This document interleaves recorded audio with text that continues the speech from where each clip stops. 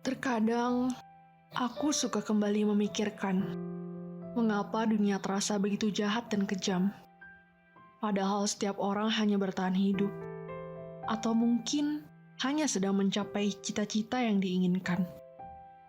Seperti halnya seorang perempuan yang dianggap tidak bisa menjadi pemimpin, atau bahkan dianggap remeh dengan pekerjaan yang kami lakukan.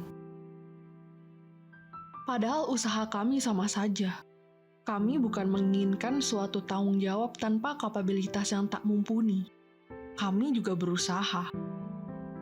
Ketidaksetaraan seperti menjadi obrolan panjang tanpa ujung. Glacelling yang aku alami sepertinya juga dialami oleh banyak perempuan lain yang bekerja. Perasaan tertekan tentu ada, tapi apakah menyerah? Sepertinya tidak semudah itu. Toksik feminitas, toksik maskulinitas, itu yang dilakukan oleh masyarakat di berbagai belahan dunia, sehingga muncul sebuah ketidaksetaraan.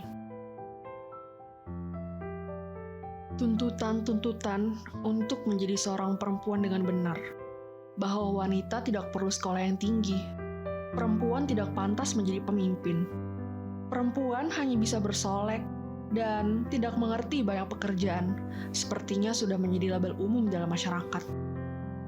Tapi, apakah kalian setuju dengan hal itu?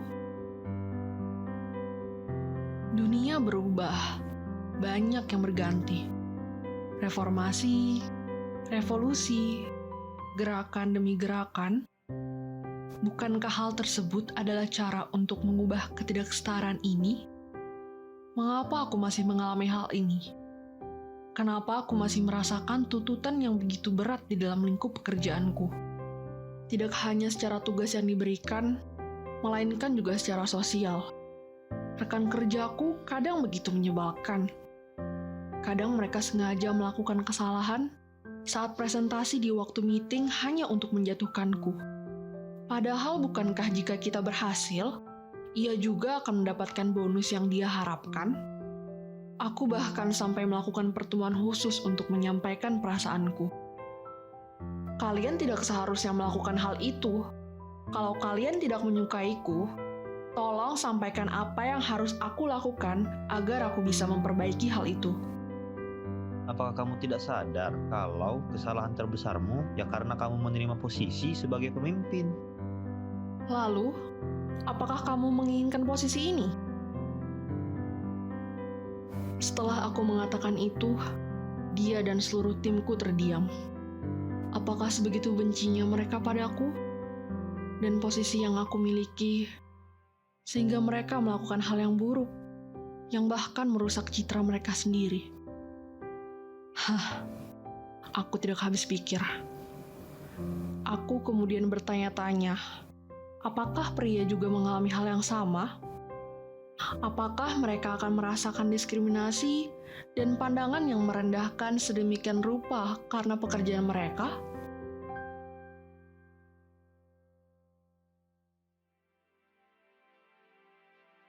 Hari ini rasanya sangat melelahkan. Pekerjaanku hari ini terasa sangat banyak karena acara hari ini cukup padat, sehingga aku harus bekerja dari satu ruangan ke ruangan lain untuk merias artis yang akan tampil di berbagai acara yang akan ditayangkan di stasiun TV itu. Terlebih lagi, tadi ada sebuah adegan yang memerlukan make up yang detail dan tidak bisa dibuat sembarangan, sehingga membutuhkan tenaga dan waktu yang lebih lama. Melelahkan, tapi aku menyukai pekerjaanku. Meski aku ini seorang laki-laki, aku benar-benar menyukai make up. Entahlah, aku hanya merasa senang melihat hasil polesan tanganku di wajah orang lain. Sejak kecil, aku memang sudah menyukai seni. Aku senang melihat sesuatu yang berwarna dan suka memadu padankan warna. Pertama kali aku mengenal make up adalah saat aku masih kecil. Aku suka sekali melihat ibuku bersolek dan bagaimana ia terlihat begitu cantik sebelum akhirnya kami pergi ke pasar bersama. Setelah itu, aku kemudian tertarik. Awalnya aku mencoba make up, setelahnya aku kemudian tertarik. Awalnya, aku mencoba make up di wajahku. Lalu kemudian, aku mencoba make up di wajah sahabat perempuanku. Waktu itu ia berkata, Nanda, tanganmu ini seperti berkat dari dewa. Kau seharusnya menyadari itu. Kau bisa memanfaatkannya untuk mencari penghasilan. apa kata tetangga nantinya?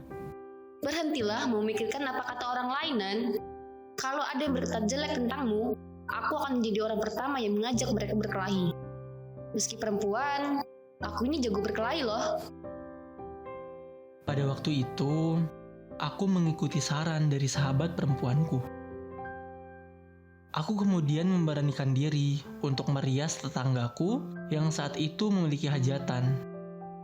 Pekerjaanku saat itu banyak disenangi oleh orang lain. Dengan begitu, aku juga akhirnya bisa memberikan penghasilan untuk keluargaku. Namun, sebagaimana sifat dasar manusia, aku tidak puas dan mulai mencoba peruntungan di kota besar dengan mengharapkan imbalan yang jauh lebih besar. Ya mungkin memang aku mendapatkan imbalan yang lebih besar. Tapi hal tersebut juga dibayar dengan perasaan dan tekanan yang aku dapatkan setiap harinya. Beberapa minggu terakhir, aku benar-benar merasa tidak nyaman. Lingkungan pekerjaanku, orang-orang yang menjahatiku, membuatku benar-benar ingin kembali pulang. Apakah aku harus menghadapi ini semua hanya untuk mendapatkan uang? Kesetaraan secara gender mungkin masih sering terjadi, bahkan ada beberapa orang yang akhirnya memilih mundur. Rasanya melelahkan, bukan? Harus bertahan di saat dirimu sendiri mengalami hal yang sangat buruk dan tidak ada yang mendukung hal yang ingin kau perjuangkan. Tapi, apakah itu alasan untuk menyerah? Terlalu cepat untuk menyerah jika hanya karena hal seperti ini. Karena dengan usaha yang kita punya, kita masih memiliki kesempatan untuk membuktikan bahwa gender bukanlah alasan untuk bergerak maju. Perempuan maupun laki-laki, mereka memiliki hak yang sama untuk memilih menjadi apa. Persetan dengan toksik feminitas dan maskulinitas.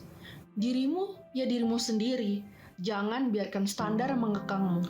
Mungkin awalnya akan terasa menakutkan, tapi percayalah, jika kamu mengejar mimpi yang kamu inginkan, akan selalu ada jalan yang terbuka untukmu.